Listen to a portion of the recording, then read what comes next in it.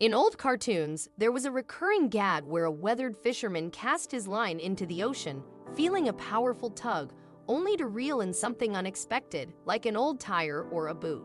This comedic trope worked because it contained a kernel of truth. The ocean can hold all sorts of surprises. However, even experienced lobster fishermen were taken aback during a recent expedition when they encountered something utterly out of place miles from the shore. Rendor was known for his lobster-catching prowess, contributing to the 126 million pounds of seafood harvested in Maine annually.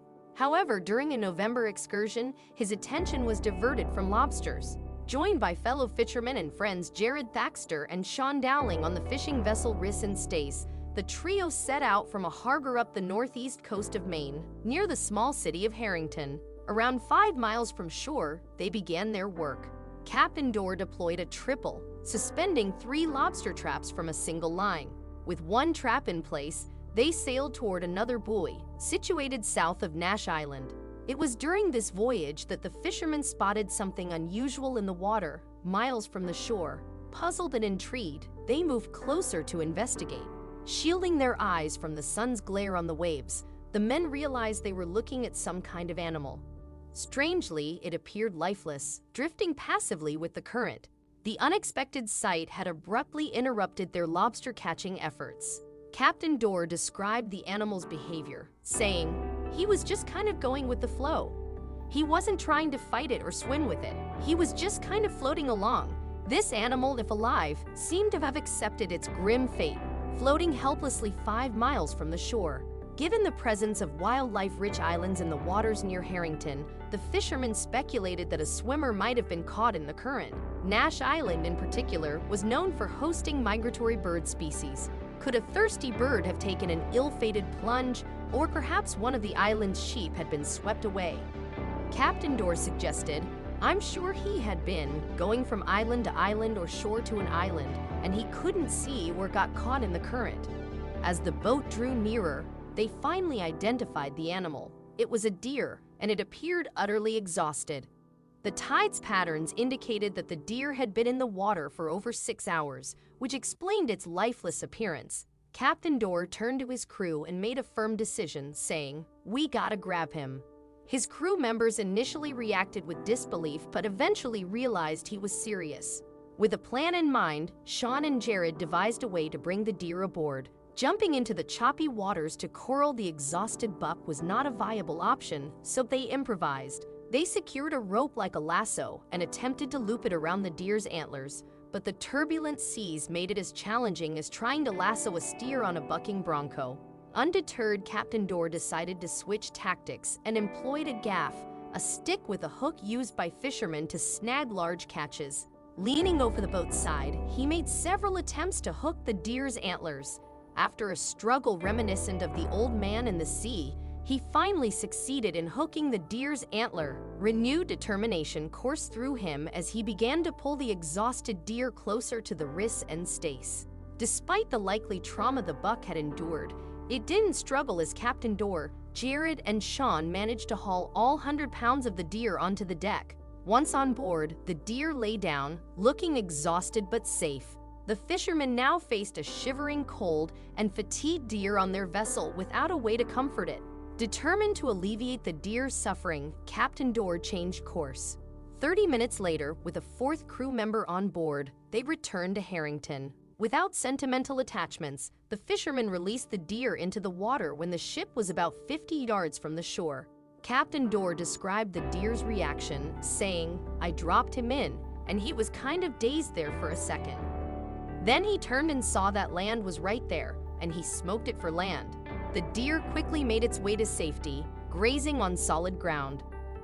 Looking back, Captain Rendor was proud of their rescue effort. He believed that the deer would have perished if they hadn't intervened, stating, "He was gonna die, 100%. There's no ifs, ands, or buts. He was a goner. I couldn't have that on my conscience, obviously. That's not the guy that I am, so I figured I'd bring him in." With the rescue complete, the crew returned to their work, relieved that they had not experienced any mishaps while transporting a startled buck. They had heard tales of animal rescue attempts that went awry, but their mission had a happy ending. One such heartwarming story came from Rando Kartsep, Robin Silame, and Urki Valley, who found themselves in an extraordinary situation during a day of construction work in early 2019. While repairing the Sindi Dam in Estonia, the trio heard an unusual sound and were drawn to the Parnu River's bank. There, about 100 yards away, they spotted an animal struggling in the water. To their surprise, it was a dog, clearly in distress. The frigid river water was taking a toll on the canine, and they knew it couldn't tread water for much longer. Without a moment's hesitation, the three men immediately plunged into the icy river and swiftly swam towards the struggling creature. They encountered thick ice, but working together, they managed to carve a path and successfully rescued the distressed animal. Once on board their vessel, the men wrapped the shivering pup in a heavy blanket. It was at this point that they could get a closer look at the animal. It was a large creature with thick fur and striking yellow eyes, a unique appearance for an animal that appeared to be a common house pet. Recognizing that the animal required urgent assistance, the workers knew there was no time to admire its coat. Despite the blanket, the animal remained cold, and it was clear that only proper medical care could prevent it from succumbing to hypothermia. With great care, they carried the animal to their pickup truck and gently placed the shivering dog inside. They promptly contacted their local animal hospital, which advised them to bring the animal in immediately. The truck raced towards the hospital, with the animal remaining remarkably calm throughout the journey. It even rested its head on Kartsep's lap, displaying a surprising level of comfort and trust despite its dire condition. Upon arrival at the hospital, veterinarians swiftly attended to the dog, working diligently to nurse it back to health. However, there was an unexpected twist. This was not a dog. In fact, the veterinarians were unable to identify the creature. Puzzled and perplexed, they sought assistance from a local hunter, hoping he could shed light on the situation. To their amazement, the hunter immediately recognized the animal. It wasn't a dog at all, it was a wolf. The construction workers were left stunned, realizing they had not only misidentified the animal, but had transported a live wolf in their vehicle without any precautions. Fortunately, the cold water had acted as a sedative, explaining the wolf's docile behavior during the rescue. However, it was a wild animal, and its demeanor could change rapidly. Head clinician Tarvo Markson recalled, "At first, he was so done in, he didn't resist at all. We simply kept him in this room. But once he started to get an idea of the situation, I felt things might quickly take a turn for the dangerous." Indeed, as the wolf regained its strength, it began displaying typical behavior for a 1-year-old wolf confined in a small space. For the safety of everyone involved, including the doctors, the decision was made to place the wolf in a cage. By the end of the day, the wolf had fully recovered, and the clinic was confident that it could be safely reintroduced to the wild. As a precaution, Estonia's National Environmental Agency fitted the wolf with a GPS collar. When the time came for its release, the wolf wasted no time, swiftly disappearing into the wilderness. Kartsep and the others bid farewell, marking the end of an unforgettable day of work. The Estonian Union for the Protection of Animals expressed their gratitude, saying, "We are so happy for the outcome of the story and wish to thank all the participants, especially these men who rescued the wolf and the doctors of the clinic who were not afraid to treat and nurture the wild animal." Estonia, home to a significant portion of Europe's wolf population, occasionally witnesses such encounters, given the close proximity of humans and wildlife. Interestingly, this specific wolf was spotted in the wild just a month after the incident with the construction workers, approximately 70 miles from where it had been released. Although some might find it hard to believe that a wolf could be mistaken for a dog, animal misidentifications occur more frequently than one might think. Unaware individuals may unintentionally bring these animal lookalikes into their homes as pets. In another instance, while dropping his children off at school, Jostein Hansen noticed a small creature darting across a snow-covered road. Concerned for the creature's safety, he quickly pulled over to investigate.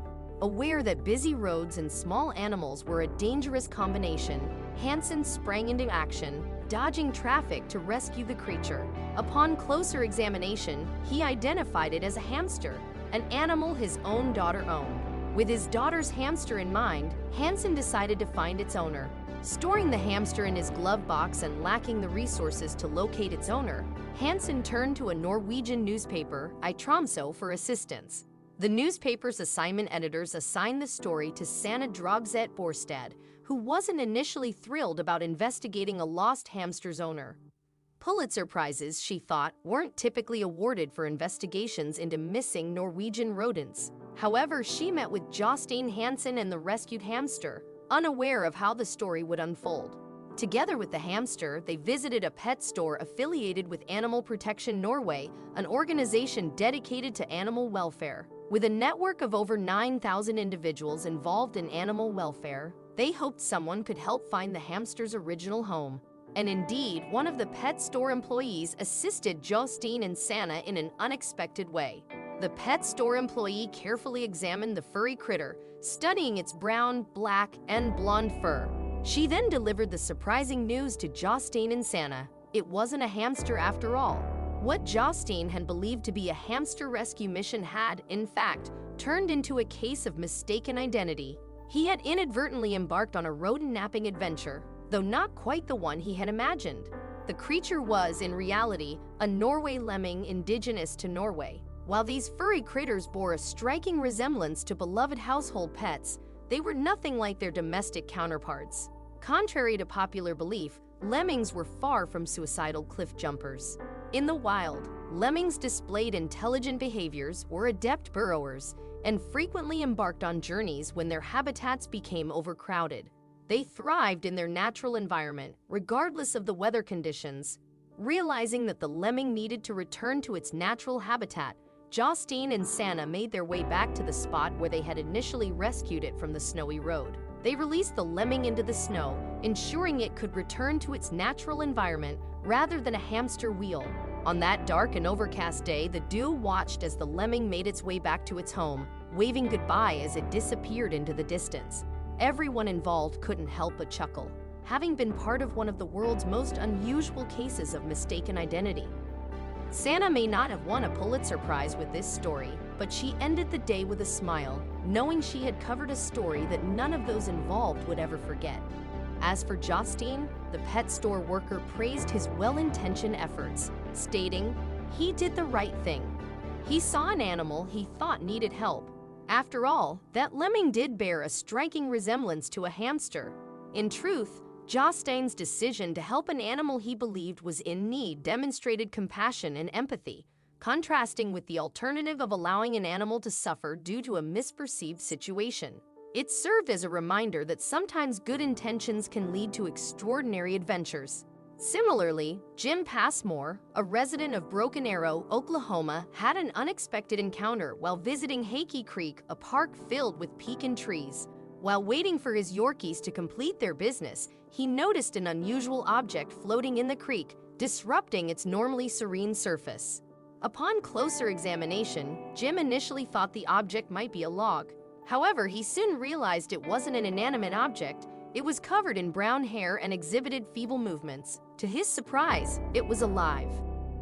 Intrigued by the sight of a wild creature in its natural habitat, Jim approached the animal carefully. His two small dogs, sensing some form of danger, began snarling and growling aggressively. Despite his dog's reactions, Jim noticed the animal's desperate situation. It appeared to be stuck. As he ventured closer, Jim observed something in the nearby brush that raised concerns. There was an abandoned carrier, the kind used to transport pets to the vet, and it contained a large, dirty blanket. What was even more alarming was a heavy weighted chain beneath the blanket. Jim attempted to piece together the situation. It seemed someone had intentionally discarded the carrier. The chaotic scene, including the dirty blanket and the chain, suggested that a cruel individual had left a helpless creature in the wilderness. It was a disturbing discovery. While trying to decipher the situation, Jim heard rustling in the woods, and another beaver emerged from the undergrowth. Jim interpreted this appearance as a sign and decided to approach the new beaver. He slowly approached, hoping to learn more about the situation. As he got closer to the distressed animal, Jim realized that his initial assumption of it being a beaver was incorrect. The creature was far too large to be a beaver unless it was a colossal, radioactive version. Jim had been mistaken all along. The creature in distress was not a beaver, but rather a big, fluffy dog. It was a collie concealed beneath layers of mud and grime. Realizing the gravity of the situation, Jim knew he had to help. With the dog still stuck in the mud, Jim reevaluated the rescue strategy. It was evident that any attempts to physically grab the agitated dog would only exacerbate the situation. They needed a different approach to free the frightened animal safely. Jim had an ingenious idea. To prevent the dog from biting, they could blindfold it. He quickly fetched a dark sweatshirt and gently covered the dog's head with it. The removal of vision and light had an immediate calming effect on the distressed animal. With the dog now subdued, their next challenge was to extract it from the mud. The dog had sunk deeper into the mire, and standing in the sticky muck themselves, the rescuers needed a pulley system. They improvised a lifting mechanism using dog leashes, looping them around the dog's belly. Bracing themselves, the group exerted their collective strength. One might expect that several able-bodied men could easily free the helpless creature, but it was as if the dog had been glued in place. After an intense game of tug-of-war, the dog finally came free. Jim, elated, pulled back the covering and carefully wiped away the mud to reveal the dog's face. The dog appeared thankful, but understandably terrified. There was no telling how long the poor creature had struggled to free itself from the mud after its owner callously abandoned it. What they could ascertain was that the handsome dog seemed perfectly healthy. Jim, a lifelong dog lover, was filled with anger and disbelief that anyone could mistreat an animal, let alone their own pet. He immediately contacted the police, who swiftly arrived at the scene. Finally, the frightened pet had advocates, and they set to work ensuring its safety. Upon closer examination, the police began piecing together the tragic story of the dog. Locked in an animal carrier, the sweet creature had desperately tried to chew its way out. However, it had been thrown onto the street inside the carrier. At some point, the carrier had been struck by a vehicle, causing it to tumble into the forest, where it ultimately landed in the muddy bank of the creek. Miraculously, the dog survived this harrowing ordeal, though it undoubtedly suffered psychological trauma. If it hadn't been for the fortuitous presence of the beaver, who knows whether the dog would have made it out of the mud. However, this magical appearance left more questions than answers. Was the beaver signaling to a fellow animal in distress, or was it simply a coincidental encounter? Yet, there was little time to ponder this mystery. The dog was unable to walk on its own, so the officers arranged for it to be transported to the vet for a thorough examination. The dog, whom they had affectionately named Teddy due to his resemblance to a stuffed animal, was completely exhausted from his ordeal. His weight and possible injuries made it impossible to lead him on a leash. Fortunately, they discovered a wheelbarrow nearby. Wrapped in a cozy blanket, Teddy was carefully placed in the wheelbarrow and wheeled out of the paddock. Jim's next call was to the Oklahoma Alliance for Animals, who quickly made arrangements to take Teddy under their care. In a sense, Teddy had narrowly escaped another threat to his life. Being taken to a shelter might have resulted in euthanasia due to his fearful demeanor and the biting incident. The rescue group refused to give up on his future and conducted tests to rule out rabies, which came back negative. Teddy still had a long road to recovery and needed to increase his activity level to shed some pounds and regain his health. With the kind and patient care of the rescue workers, his initially sour disposition transformed into that of a gentle, long-coated sweetheart. Teddy's story gained widespread attention, and he had a dedicated fan base cheering on his journey to better health. It didn't take long for Teddy to find his happily ever after. Jesse, a vet tech from the rescue organization, fell in love with his soulful puppy dog eyes. Nature had ensured that Teddy was found and granted the fairy tale life he so rightfully deserved.